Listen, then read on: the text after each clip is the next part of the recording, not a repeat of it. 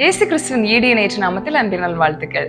யாபிராக சீரீஸோட டே 3க்கு உங்களை அன்போடு வரவேற்கிறேன். இந்த நாள் செய்தியை கேட்கறதுக்கு முன்னாடி நம்ம ப்ரேயர் பண்ணிடலாமா? ஸ்தோத்திரிக்கிற ஆண்டவரே, உம்மை துதிக்கிறோம் அப்பா, மகிமைப்படுத்துகிறோம். இந்த நல்ல நாளுக்காக உமக்கு நன்றி ஆண்டவரே. எங்களை உம்மண்டையில சேர்த்துக் கொள்றதுக்கு நீ எத்தனையோ முயற்சிகள் பண்ணுகிறீரே, அதற்காக உமக்கு நன்றி.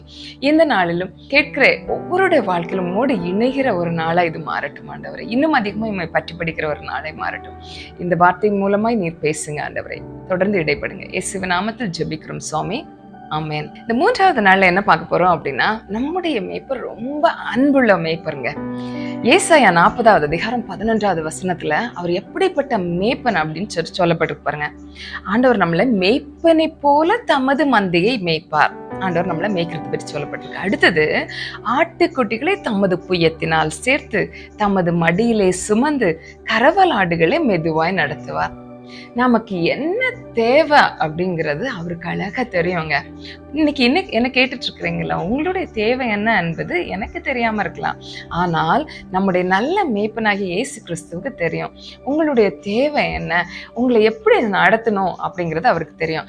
ஆட்டுக்குட்டியால ஃபாஸ்டா நடக்க முடியாதுல்ல. நீங்க பார்த்துருக்கிறீங்களா? அந்த ஆடு மேய்ப்பன் ஆடுகளை கூட்டிட்டு போகும்போது நான் நிறைய நேரம் அதை பார்க்கறது உண்டு.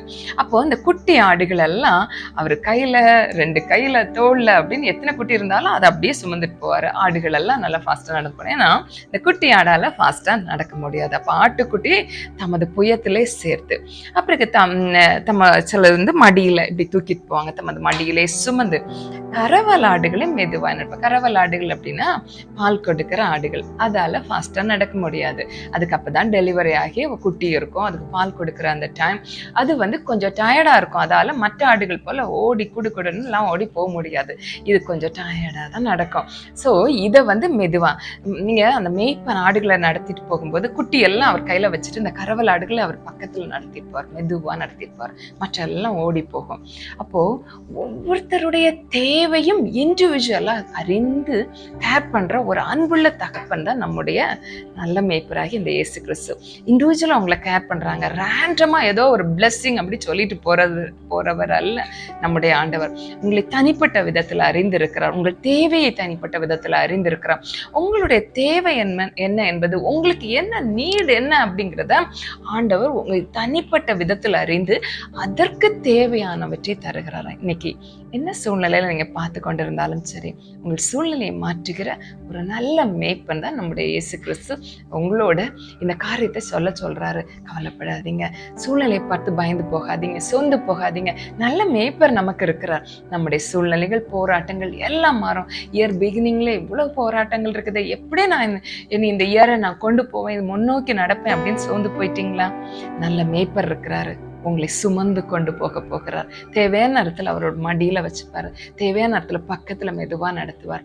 உங்கள் தேவையானவைகளை அழகாய் அந்தந்த நேரத்துல தந்து உங்களை இண்டிவிஜுவல் கேர் கொடுக்கிற ஒரு நல்ல அன்புள்ள ஒரு மேய்ப்பர் தான் நம்முடைய ஆண்டவராகிய இயேசு கிறிஸ்து. இவரை விட்டு நம்ம எங்க போக முடியுங்க? அவருடைய அன்புக்குள்ளால திளைத்து கொள்வோம். அவர் நமக்காய் செய்கிறத நம்முடைய வாழ்க்கையின் அனுபவமாய் மாற்றிக்கொள்வோம். இந்த நல்ல மேய்ப்பனை விட்டு தூரமா போயிட்டோமா? It's a right time. Please come back. அவர் உங்களுக்காய் செய்கிறதை நீங்க அனுபவிக்கணும்னா அவர் பேசுறதை கேட்கணும், அவருடைய சமூகத்துல இருக்கணும், அவருடைய பிரசன்னத்திற்குள்ள இருக்கணும். அதை விட்டு நம்ம ஓடி போகும் பொழுது காட்டு மிருகங்களும் மற்ற காரியங்களும் இந்த ஆடுகளை பீறி போட்டு விடும் அப்படின்னு சொல்லிட்டு வேதம் சொல்லுகிறது. அப்படி பீறி போடுறதுக்கு நம்ம விட்டு கொடுக்க கூடாது. சாத்தான் நம்முடைய வல்லமைக்கும் மற்ற காரியங்களும் நம்மளை மேற்கொண்டு நம்முடைய வாழ்க்கையை கிழித்து போட்டு விடாதபடி நல்ல மேய்ப்பனுடைய அரவணைப்புக்குள்ளால இருப்போம். இந்த அன்புள்ள மேய்ப்பனுடைய அன்பை நம்ம அனுதினமும் நம்ம வாழ்க்கையில டேஸ்ட் பண்ணோங்க. அதுக்கு தாங்க அவர் நம்முடைய மேய்ப்பரா இருக்கிறார். நல்ல அன்பான, சந்தோஷமான, சமாதானமான, நன்மைகளால் நிரப்புகிற ஒவ்வொரு நிமிட பொழுதையும் தான் அவர் நமக்கு முன்பாய் வைத்திருக்கிறார். நம்ம அவருடைய பிரசன்னத்துல இருக்கும்போது இதெல்லாம் நம்முடைய வாழ்க்கையில என்ஜாய் பண்ண முடியும், எக்ஸ்பீரியன்ஸ் பண்ண முடியும். ஸோ நல்ல மேய்ப்பனுடைய அன்புக்குள்ளால இருப்போம். எவ்வளவு தூரம் போயிருந்தாலும் திரும்பி வாங்க, அன்புள்ள மேய்ப்பர் உங்களுக்காய் காத்திருக்கிறார். நம்ம ஜெபிக்கலாமா? நன்றி ஆண்டவரே, இந்த வார்த்தைக்காய் நன்றி.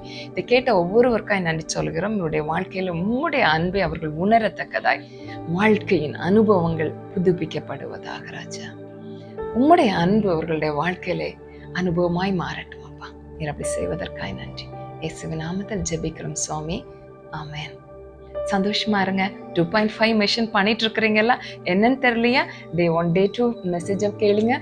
அது உங்களுக்கு பிரயோஜனமா இருக்கும். நீங்களும் அநேகருக்கு நன்மையா மாற முடியும். God bless you all.